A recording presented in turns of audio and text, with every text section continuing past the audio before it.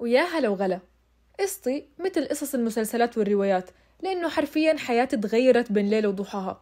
خليني أحكي لكم عن حالي شوي. أنا بنت عمري 17 سنة، عندي حالياً طفل عمره 6 أشهر.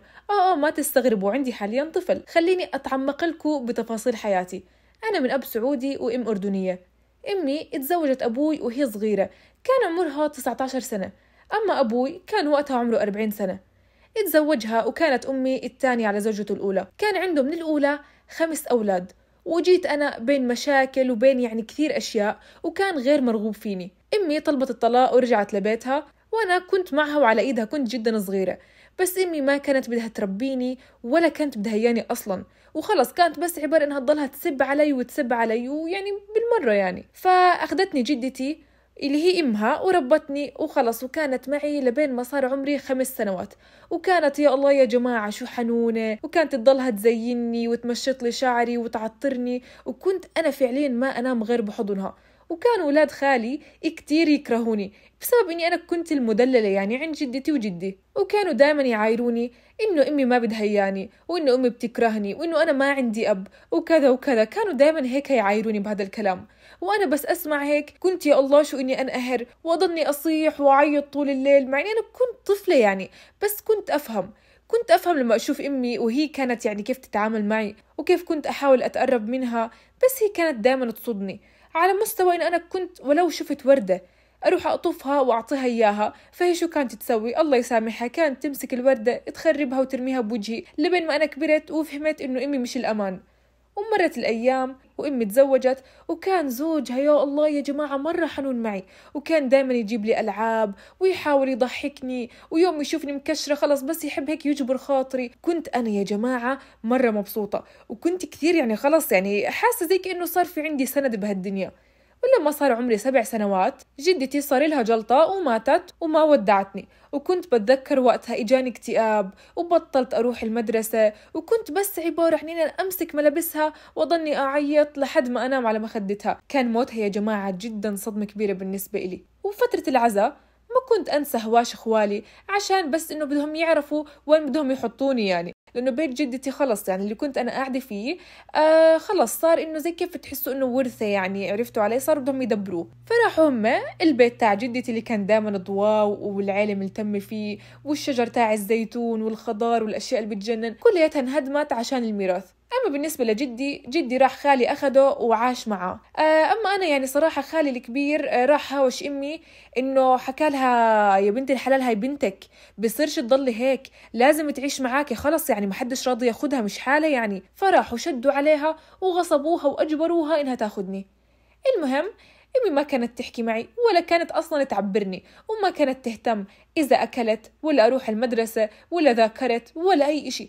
كانت تشوفني بس عبارة عن فراغ. وكنت زي ما أنا أذكر كنت دايما حزينة، كنت بس عبارة عن إني أنا أجلس تحت الدرج وأضم رجلي وأضلني أعيط طول الليل لبين ما أنام، لحد ما أنا أروح المدرسة وأرجع أكل أي إشي وأجلس تاني برضه تحت الدرج. بس هيك كانت اللايف ستايل تاعتي. أما زوج أمي اللي تزوجته كان إنسان جدا كويس، كان يحاول يدافع عني ويدفع أمي تحاول بس إنها تحبني، أو أي شيء تحس أي شيء فيني، بس ما نفع للأسف. فكان يحاول يطلعني من الجو اللي أنا كنت فيه، وخلص يحاول زي ما قلت لكم يجبر خاطري. بيوم من الأيام كنت رايحة على المدرسة، وكان في نشاط جوا المدرسة اللي هو هذا حرف الألف أرنب وكذا. كان هاي إنه أنت لازم تجيبي معك هاي الأشياء الوسيلة على قولتنا. فما ألاقي لكم إلا زوج أمي إجا المدرسة ونادوني المعلمات على أساس إني أنا أشوف مين الشخص اللي إجاني، وكان ماسك أرنب يا جماعة من دانه وداخل المدرسة، وأنا كنت بطلع عليه وأنا جدا مبسوطة. وكان جايب لي بطاطس وعصير وحلويات، فخلص صار يحكي لي إنه روحي وزع لكل طفل كيس وكذا. وأنا من فرحتي رحت ركضت وحضنته بقوة حرفيا، وجلست أعيط. أنا مش عارفة ليش صدق، بس إنه كنت فرحانة. بعدين جلس وصار يسلم على الطلاب اللي بفصلي، وصار إنه خلص كل فترة يجيني المدرسة ويجيب معاه حلويات وأنا أوزع على الأطفال، وخلص الكل صاروا أصدقائي وصاروا يحبوني. وصرت بس أروح من المدرسة أكون يا الله شو متحمسة يا جماعة، إني بس بدي أشوف زوج ماما عشان أحكي له شو صار معي بالمدرسة وشو صار نشاطات، وخلص وأكون أنا عن جد متحمسة يا جماعة، وأقعد أمثله شو صار بالضبط، وهو يكون يضحك وإنه يشجعني. وطبعا أمي شو موقفها من كل هذا الطابع اللي بصير؟ أمي صارت تتضايق كثير، يعني لحد إنه هي خلص صارت إنه شو، صارت تحس إنه يلا بالغيرة، أو إنه صارت تحس بيني ما بعرف شعور، ما بعرف يعني صراحة شو بدي أسميه. وليش صارت تتضايق؟ لأنه صار بس يرجع من شغله يناديني ويكون متحمس بس عشان يعرف شو السالفة تاعت اليوم مني. فصارت أمي تسوي مشاكل وكتير كمان. ومرة قبل ما يرجع من الشغل راحت ضربتني كف حامي. وليش ضربتني؟ بس لأني حكيت لها يما كم الساعة هلأ ومتى بده يرجع. فراحت ضربتني كف وصارت تحكي لي عيب عليكي، ما بصير تحكي معه. وأنا رحت زعلت ورجعت أقعد تحت الدرج نفس القعدة ما غيرها. وهو رجع وسأل عني وصارت تحكي أمي طبعا ما أدري، ما بعرف مع مين اتطاوشت ولا تهاوشت. وصارت تحكي له والله هاي البنت هاي ما بطيقها بالمرة، وكل ما أشوفها بتذكر النحس اللي صار بحياتي من وراها. وأنا من يومهم بعد ما سمعت أمي صارت تحكي هيك خلص قررت إني أنا أتعامل مع زوجها بكل شفافية. ومع إنه صغير يا جماعة بس كنت أنا فاهمة كل إشي. فكملت الحياة معهم وصار عندي أخين من أمي، وكان أحلى إشي يا جماعة. دايما أنا كنت معاهم وأساعد أمي فيهم، وكانت تطلع وتعتمد علي إني أنا جنبهم. وكبرنا وكنا متعلقين ببعض جدا، وأنا كنت متعلقة فيهم. وصار عمري 12 سنة، ووقتها خلص يعني إنه أنا كبنت كبرت تمام. فأمي صارت تحكي لي ممنوع تعيشي معنا، خلص صورتي هسه كبيرة وخلص يعني صراحة أنا ما بقدر أخليكي عندي. فراحت والله رنت على أبوي وصارت تحكي له بنتك خلاص كبرت وما بصير تجلس معنا. وكانت يا جماعة فترة جدا حساسة، وكنت أنا بس مقهورة إنه ليش يعني ليش كل هاد. ووقتها تذكرت يا جماعة يا الله، كل ما أتذكر كيف لميت كل أغراضي وإن أنا رايحة مع أبوي يلي عمري ما شفته، وإنه جاي ياخدني أعيش معهم. يا الله يا جماعة الموضوع جدا جدا يعني حساس بالنسبة إلي. والفترة هديك كانت الفترة اللي تقريبا بداية كورونا. فحكوا لي إنه أنت لازم تسافري لحالك. ورحت وسافرت لحالي ونزلت في المطار للسعودية، وكنت لحالي يعني، وكنت قاعدة بدور وين أبوي يلي قاعدين بيحكوا عنه.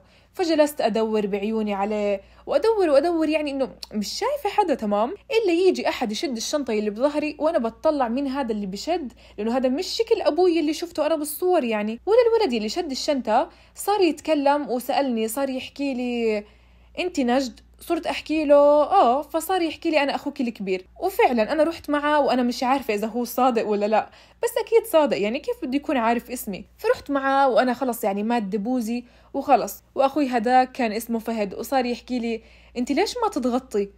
فأنا بتطلع يعني بحكي له ترى أنا عمري 12 سنة يعني لساتنا صغيرة، ومش بس صغيرة أنا مرة صغيرة يعني ليش أتغطى يعني صعب كتير. ولا فجأة صار يحكي لي والله صغيرة مش صغيرة ما فيش يعني إن هذا الحكي.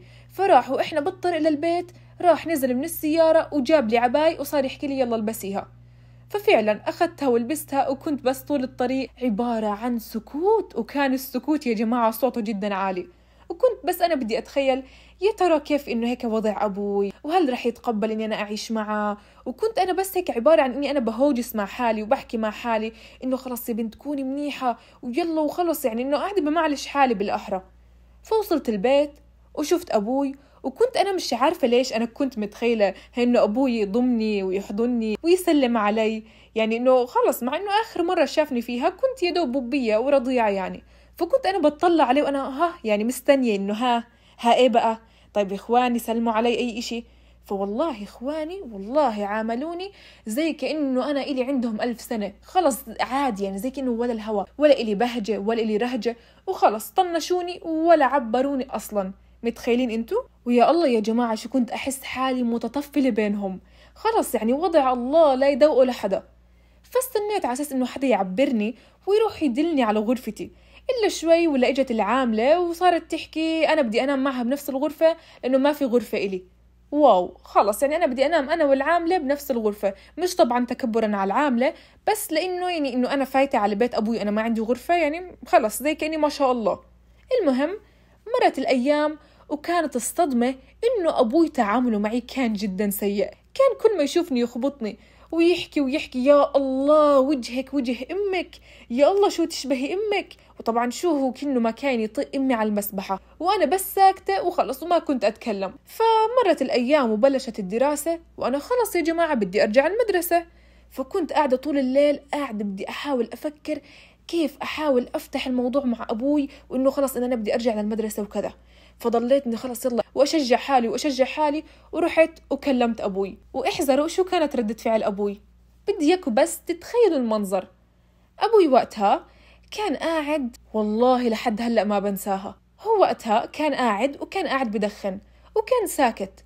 ولما حكيت له إنه يابا إنه أنا بدي أرجع للمدرسة وكذا يابا إنه بلش الفصل يعني وكذا، فطلع علي هيك وحكالي تعالي يا حلوة قدامي، تعالي يلا.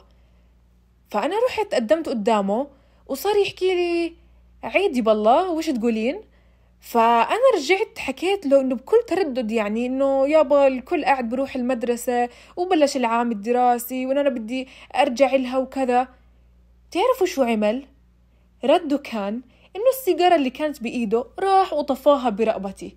ولهلأ يا جماعة إنها معلمة برقبتي، وكل ما أطلع على حالي بالمراية بتذكر اللي صار، ولهلأ واضحة ما راحت، كأنه الموضوع صار مبارح. انتم متخيلين إنه أبوي يعمل هيك أو أب طبيعي يعمل هيك؟ على العموم ليلتها بكيت كتير ومش شوي، لا بكيت كتير. وتعلمت إنه أبوي هاد ما خلص يعني مش صحيح إنه أنت تتعاملي معه، وغير قابل أصلا إنه أنت تتعاملي معه. والحمد لله أخوي فهد هو اللي سجلني بالمدرسة، ورحت المدرسة بشرط إن أنا لازم أتغطى، وتغطيت الحمد لله. فعليا يا جماعة الحمد لله على نعمة الحجاب والغطاء، الحمد لله عليها لأنها والله نعمة. بلشت الحياة بالنسبة إلي تصير حلوة، وكنت خلاص يا جماعة متفوقة بالمدرسة وعندي صحبات وكل إشي بجنن، لحد ما صار عمري 14 سنة وكنت داخلة على عمر 15. أبوي وقتها قرر إنه يزوج واحدة من أخواتي البنات، هم كانوا تنتين، واحدة منهم 22 سنة والتانية كانت 25 سنة. وليش بده يزوجهم؟ لأنه أبوي ببساطة هو تاجر وماخذ من تاجر مبلغ معين، وأبوي ما قدر يسد له هذا الدين. فصار يحكي له اسمع رح أزوجك واحدة من بناتي، والفلوس هاي يلي أنا ماخذها منك رح أعتبرها وكأنها مهر. فهداك الزلمة وافق، وعلى طول أبوي راح علم زوجته هاي، وزوجته يا الله شو عصبت بس سمعت هذا الحكي، وصارت تحكي له شو هذا التفكير الغبي، أنا بناتي ما بتزوجوا بهاي الطريقة، شو أنت بتحكي، شو مفكر الموضوع هيك؟ ولا أبوي راح عصب وحلف يمين إلا بده يزوج واحدة فيهم. وأنا كنت قاعدة بتطلع من بعيد ومش همبيتني السالفة كلياتها ولا الموضوع هذا كله، وأنا يا حسرتي على حالي ما كنتش عارفة بنهاية الموضوع إني أنا اللي حكون العروسة هاي. فمر الوقت، ولا فجأة بيوم وليلة إجا أبوي عندي على الغرفة وصار يحكي لي اسمعي جهزي حالك، بعد يومين رح تروحي بيت زوجك. أنا كنت أضحك يعني مفكره يمزح وكذا، ولا أنا ما صدقت ولا كلمة، يعني إنه شو يزوجني هذا لساته توه، يعني كان بده يزوج واحدة من بناته الكبار، كيف نط الدور علي وفعليا هذا اللي صار. أنا مش عارفة ليش هيك، بس فعليا لأنه أنا ماليش ظهر، يعني هديك أمهم اتحامت لهم ومنعت الموضوع، فراح الطابق كله تتحول عمين على المسخم اللي هي أنا يلي ما في شي وراها ولا أي حدا. فالمهم هذا اللي صار، أنا ما بعرف شكلي اللي بدي أتزوجه ولا أي إشي ولا عمره ولا اسمه، وبيوم وليلة كيف مش عارفة. فتاني يوم إجوا كتبوا كتابي على هذا الشخص، وما عملنا حفلة ولا عرس ولا أي إشي، بس عملوا عزيمة وخلص. وأنا لوقتها كنت مش فاهمة وحاس بحالي إني أنا بحلم ولا إني مصدقة ولا أي إشي. وإجا اليوم اللي لازم يجي ياخدني زوجي فيه وأروح معاه البيت، وكنت أنا يومها بس عبارة على إني أنا أبكي وأعيط، وهم كانوا بزينوا فيا، وأنا كنت أحكي ما بدي أروح وما بدي أروح، شو ما بديش أتزوج. ولا أبوي إجا فوق راسي وقعد يصيح علي، وكنت أنا بس كنت برجف وخايفة من الحياة الجاي، يعني أنا ما شاء الله حياتي هاي وحياتي الجاي المجهولة مش عارفة. فاجي العريس وإجا أخدني وحط شنطتي اللي أصلا ما كانش فيها غير لبستين وكتبي وذكرياتي اللي كانت من الأردن. فدخلت السيارة وأنا كنت بس إني عبارة عن إني أعيط طول الطريق وأبكي وأبكي وأبكي، وهداك بس كان بتطلع علي ومستغرب وبرضه منزعج من صوتي، وصار يحكي لي شو مالك أنت بدك ضلك طول الطريق هيك يعني بس تصيحي؟ وأنا كملت وما رديتش عليه، وكنت بس أضلني أعيط وأعيط. والطريق كان يا الله شو بعيد يا جماعة، جلست بالسيارة تقريبا 5 ساعات ونمت بالسيارة لحد ما وصلنا، وكان الوقت تقريبا هيك العصرية وقت الغروب. ففتح باب السيارة بده يصحيني، وطبعا ما عرف وقتها انه يصحيني، فما حسيتش الا انه في خلص اصبع اجى هيك على خصري فوجعني، يعني صحيت انا من الوجع. ووقتها صار يحكي بصوت يا الله يا جماعة مرة خشن انه يلا قومي وصلنا البيت. ودخلنا البيت وكان بيت عائلي وكان مجهز لنا غرفة جوا البيت. فدخلت امه وجت سلمت علي ودخلتني الغرفه، وصارت تحكي لي يلا يا بنيتي بدلي ملابسك وارتاحي، وعلمتني انه الكل قاعد بيجهز يعني على اساس انه هيك يستقبلونا وكذا. فشوي اللي هي بتطلع علي يعني بنظره غريبه وبتسالني انه يا بنيتي انت كم عمرك؟ فحكيت لها 15.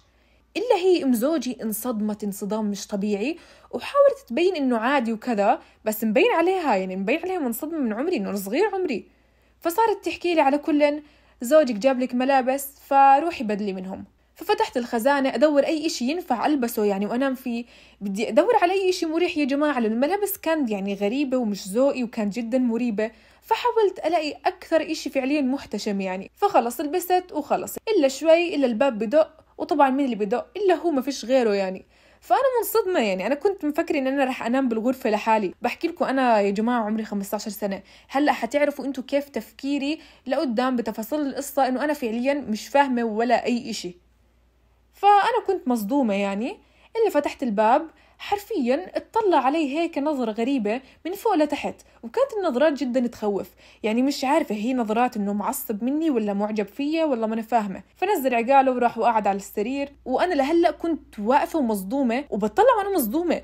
هو طويل مرة، والمشكلة كثير ضخم وصوته كثير خشن، وصار يحكي لي سكر الباب لا أحد يشوفك. الكلمة هاي جدا رعبتني يعني، رعب مش طبيعي، وصوته كتير بخوف. فسكرت الباب وبلشت زي المهبولة كمان مرة، قعدت أعيط كمان مرة.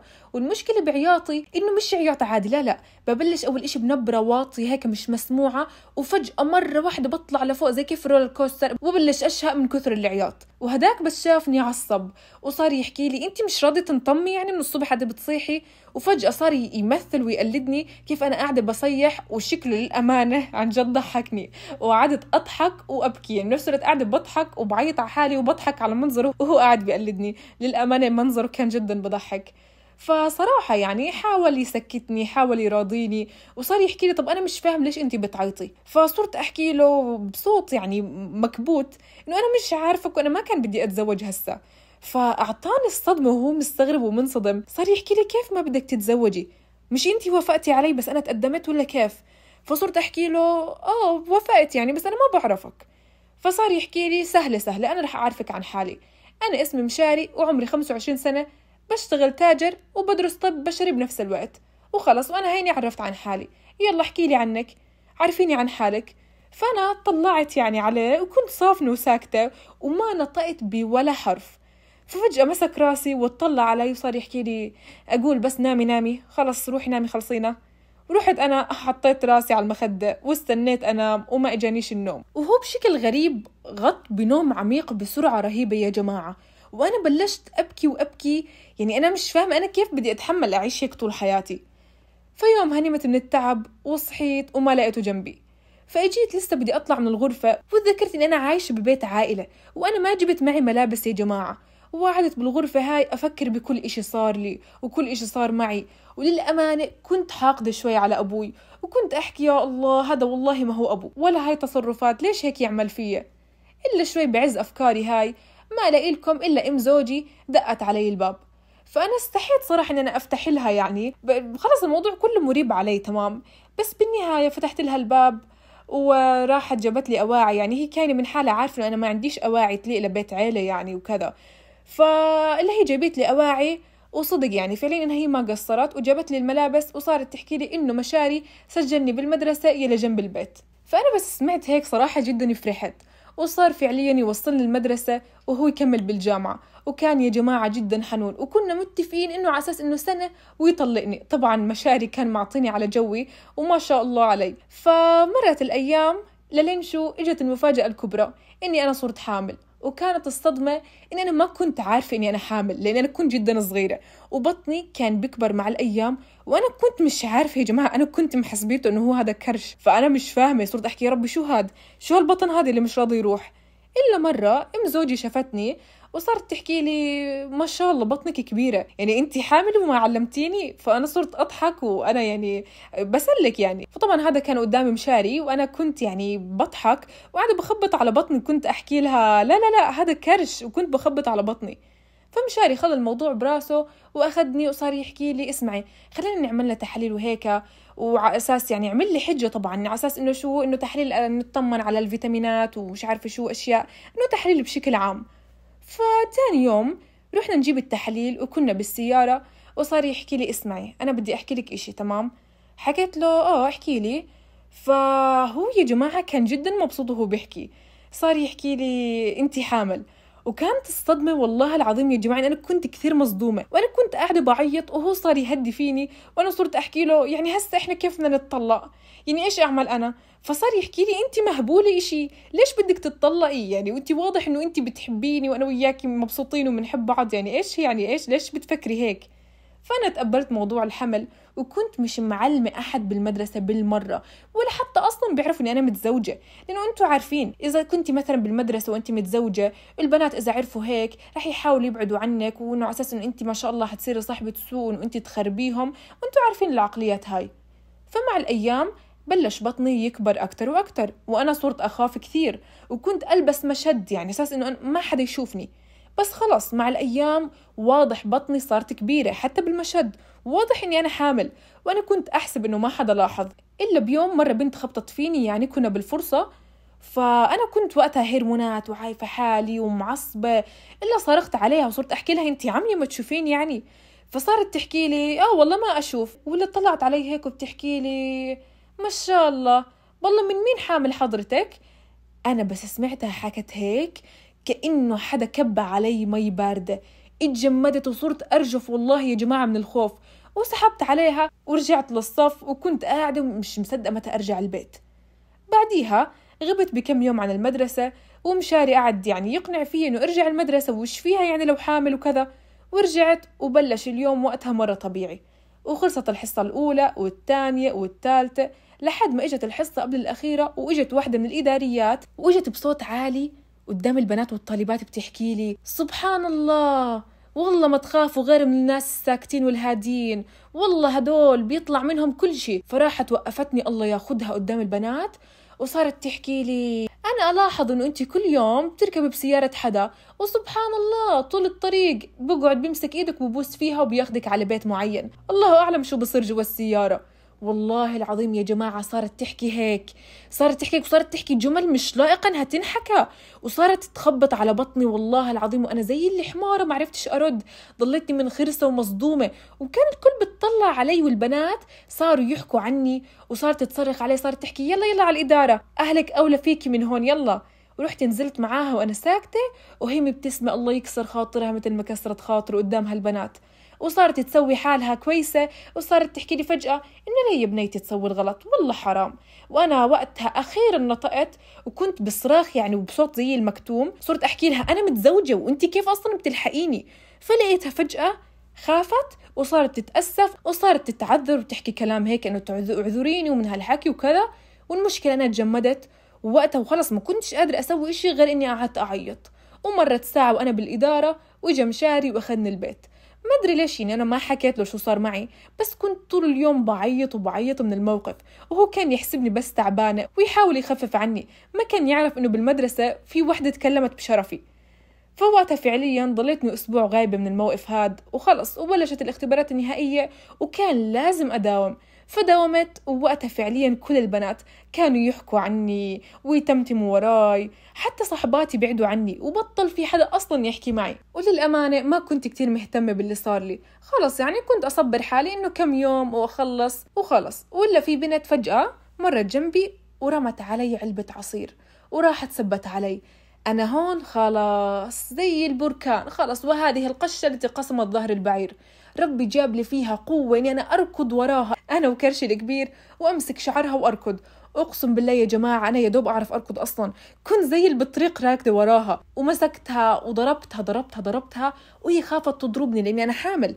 وبس خلصت المدرسة رحت يومها من كتر التعب والضغط رحت وولدت، وكان حمل جدا صعب، والحمد لله جبت طفل واسمه فيصل. وكرسالة حابة أوصلها، أول إشي أنا حابة أسلم على زوجي مشاري وأحكي له مبروك الشهادة وأشوفك أحلى دكتور. وصدق يا جماعة ما حدا يسب على أهلي، ادعوا لهم بالهداية.